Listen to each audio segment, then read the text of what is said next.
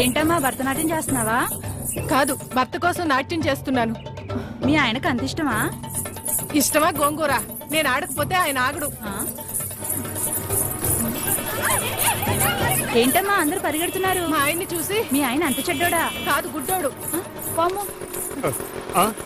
ఇదేనా ఇల్లు? అమ్మయ్య, వచ్చేసారా? కనపడటం లేదా? కనిపించకపోయినా కరెక్ట్ గా ఆగారండి.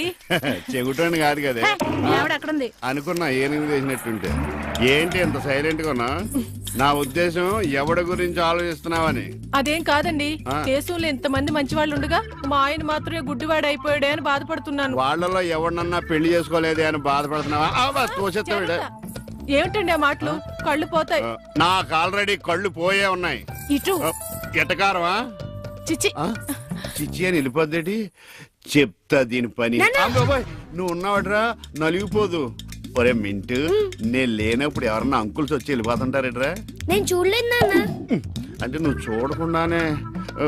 సర్లే, ఇంతకి నువ్వేం చేస్తున్నావు? ఏనుగు బొమ్మకి కళ్ళు గీస్తున్నాను నాన్న. ఏనుగు బొమ్మ కళ్ళు గీస్తున్నావా? నాకు కూడా కళ్ళు పెట్టచ్చు కదరా. వాసన వస్తుందా? అమ్మ తిడుతుంది నాన్న. ఎందుకు తిడద్దురా?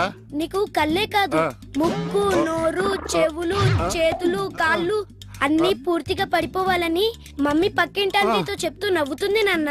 అలా చెప్తుంటే నాకు కోపం వచ్చింది. చెప్తూ పక్కింటి ఆంటీ కన్నా మమ్మీ ఎక్కువ నవ్వింది కదా నాన్న.